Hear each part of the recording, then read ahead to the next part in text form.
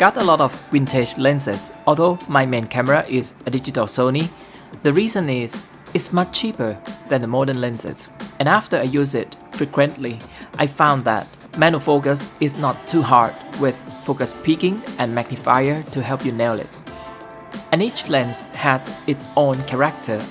After I got the first one, then came the second, third, fourth, and fifth. That got me interested in film photography and the history of it. And here comes the Leica IIIf.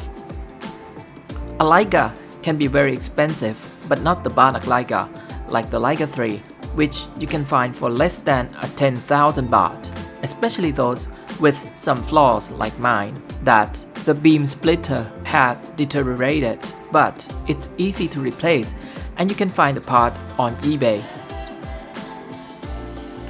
To use it, first of all, you've got to cut the film leader to get the length of about 10 centimeters. Then put the leader in the spool. You have to do this because the body was designed to firmly fit with the loaded film. In the middle, there's a plate that pushes the film close to the shutter curtain. So if you didn't load the film as suggested, it might damage the shutter. After the film is loaded, take off the lens cap. This Elma lens is collapsible, so extend it and rotate to put it in the right position. This Leica is purely manual.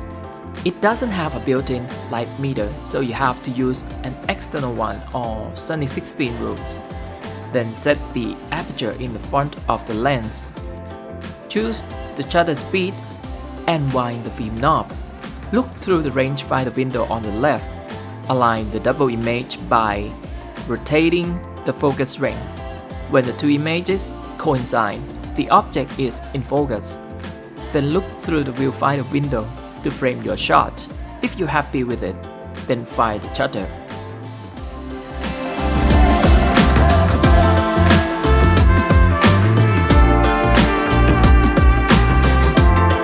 So, to take a photo with it, it's gonna take a couple of seconds.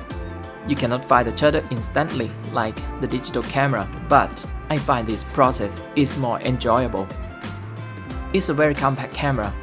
It's even smaller than some modern mirrorless cameras. With collapsible lens, you can fit it in your pocket.